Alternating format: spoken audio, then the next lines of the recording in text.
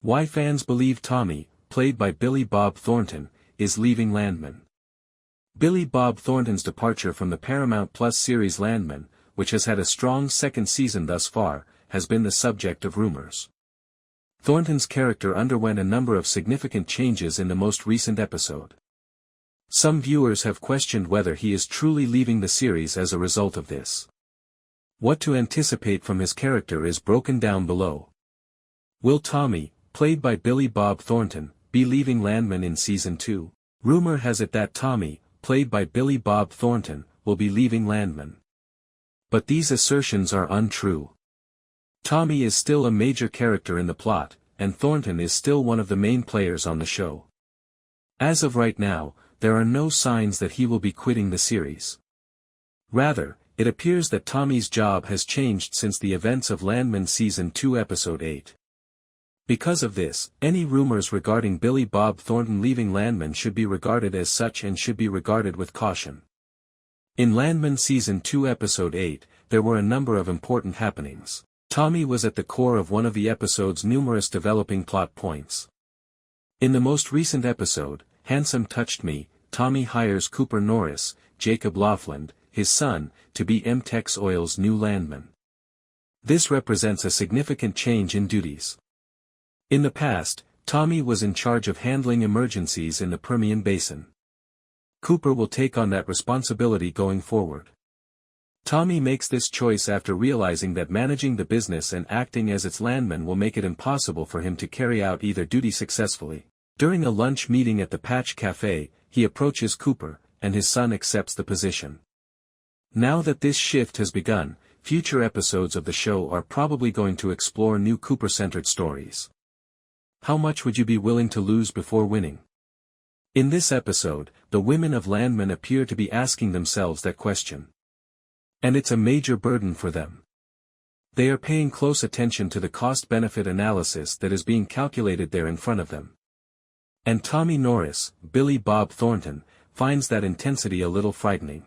Alternatively, he murmurs to himself, "I don't know what's in the water these fucking women are drinking," after walking past lawyer Rebecca, Kayla Wallace, who is silent but yelling with rage. "I'm afraid to return home this evening." As it happens, he has nothing to be concerned about. But now that her geologist hottie Charlie, Guy Burnett, has reprimanded her for defying her, Rebecca is fretting about actual, life-related issues. He remarks, "What a lonely woman you're going to be. You wouldn't say, wow, to a woman, much less a coworker you chance to be banging." Even if it is true, she acknowledges that she believes it to be true despite being so icy and harsh up to this point. Actress Kayla Wallace's granite visage turns to emotional putty in what is her most sensitive moment to date. Tommy sort of cheers her up by saying, "I'm mad too, honey, but goddamn." Like everyone else, Rebecca is pouting over Gulfstream because Charlie's remarks wounded her. She still has plenty of time to disprove him, though. She has already shown herself to be far more than the tightly wound business requirement that we portrayed her as. She can have messy sex with a scientist while intoxicated on a VIP jet. What else might she be capable of? Hopefully, she and Wallace will show us when the time comes. Touching Demi Moore with such audacity. Is anyone else feeling angry, lonely, and eager for a victory? Cammy, Demi Moore. Naturally, wearing a coat that might cost more than my yearly salary, she appears to be winning. She speculates that her friends don't want a wealthy widow around their husband since they won't return her calls. Very handsome, I would add rich-looking, but this is her story, man approaches her when she is eating lunch, drinking, by herself at a posh restaurant bar. And makes contact with her face. This throws Cammy into a makeup-smearing frenzy in the toilet that is reminiscent of Demi Moore's performance in The Substance, which is nominated for an Oscar. It's a complete meltdown. However, we are unsure of the reason. It was a rather little breach of physical boundaries with a stranger. Was it just the boldness of making a move on her? Or the uninvited reminder that she is by herself, a rich widow her wealthy female friends are afraid of? Or that behind it all, she wants more even though she has more than $200 million in assets in a trust that she would never be able to spend? Moore is performing some of the best acting of her career on Paramount fucking Plus, regardless of what is making Cammy crazy. Are you watching the Emmys?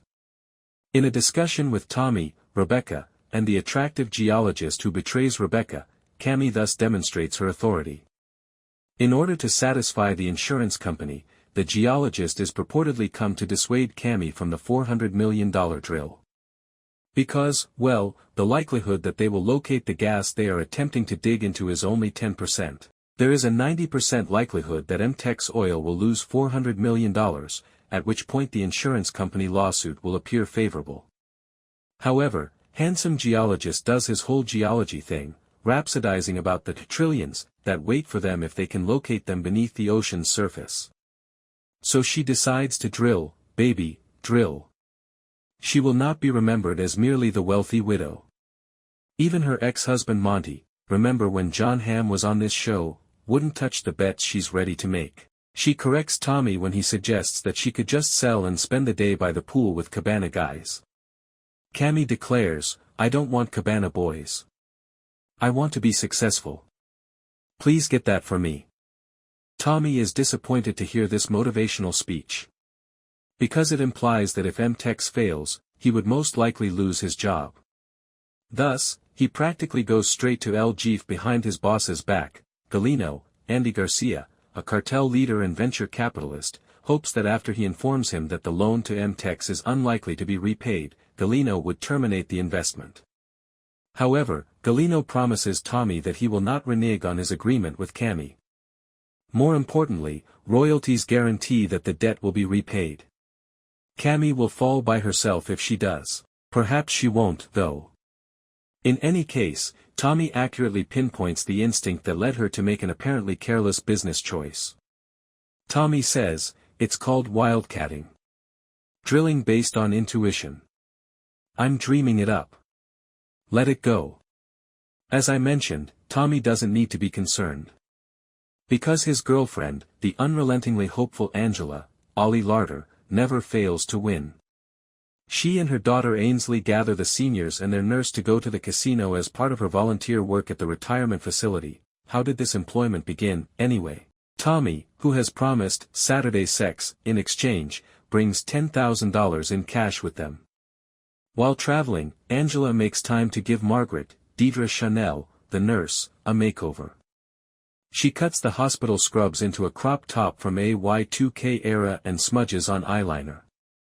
Brittle video for music, Margaret is now hot nurse, and when she returns home, her husband is quite grateful. Angela doesn't perspire when she gets to the roulette table at the casino, where the male seniors are rapidly losing their money. She loses all of her wagers on black. Loses once more. And once again. Let it ride, she often urges. Let it go. She then triumphs. And consistently triumphs. Suddenly, the $10,000 Tommy gave her turns into nearly $300,000 in cash, which she brings home and puts on the table, a fortune just sitting there while she prepares hot dogs for everyone's dinner. Tommy appears quite happy. Perhaps not as happy as TL, Sam Elliott, who is enjoying physical therapy for his ailing body in the pool owing to Tommy's clever planning. Still, I'm rather happy. Remarks from the patch. Why did Tommy employ a stripper as a physical therapist for his father? Tommy discovers his father, TL, Sam Elliott, fully clothed in the pool at the beginning of Season 2, Episode 8, stranded following a fall and unable to escape on his own. Tommy had to pull TL out of the water because he is almost immobilized due to pain in his knees and hips. Tommy recognizes that something needs to change as they give each other a quiet hug. Tommy passes Rick's Cabaret, the strip club that Angela once took her nursing home residents to on a field trip, on the way to Fort Worth, Texas. He goes inside on a whim, meets Cheyenne, Francesca Zureb, a dancer, and offers her a position as TL's physical therapist. He's 82 years old, and he's ate up with arthritis and all kind of injuries, and he can barely get from one end of the couch to the other, Tommy relates. Are you able to assist my father? To strengthen him, simply demonstrate some of your stretches to him. Cheyenne is perplexed as to why Tommy would not employ a qualified expert. My pop is as stubborn as a jack mule, but he can't say no to a pretty woman, he responds.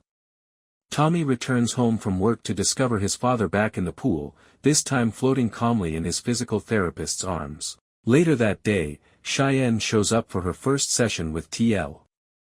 Did Cammy proceed with the offshore exercise? Tommy, geologist Charlie, and lawyers Nate, Colm Feary, and Rebecca meet with Cammy to talk about MTex's $400 million offshore drilling project. They propose two potential courses of action, either drill a new gas well or take the insurance company to court. There is a 10% chance of a successful strike in the original location. You are aware that a 10% possibility of rain is absolutely non-existent. We think Monty didn't drill because he thought suing the insurance company would be a safer course of action, Nate says. Tommy and Rebecca support going to court, but Cammy's wildcatting tendencies win out. Charlie responds to her question with a bathymetric chart that suggests a huge, unexplored gas resource. She tells Charlie, go find it. Tommy begs Cammy to allow him to sell MTex so she can live out the rest of her days in a beachside house with cabana guys as the others leave the room. Cabanas are not what I desire. I want to succeed. She says, get that for me. Have Charlie and Rebecca split up. Rebecca lashes out at Charlie following the meeting with Cammy, accusing him of exaggerating the well's potential and presenting a 10% possibility as an alluring risk. She adds that their romantic relationship is over, saying, I said explain it, not sell it like an timeshare. I see what it's like with you, Charlie retorts. I follow your instructions, or you simply end our connection. You're going to be a lonely woman. Without saying anything else, Rebecca storms off. Tommy notices the tension between her and Charlie later on the flight home and advises her to apologize. She acknowledges, I'm sulking because what he said was true, and it hurt, which suggests that there may yet be room for reconciliation.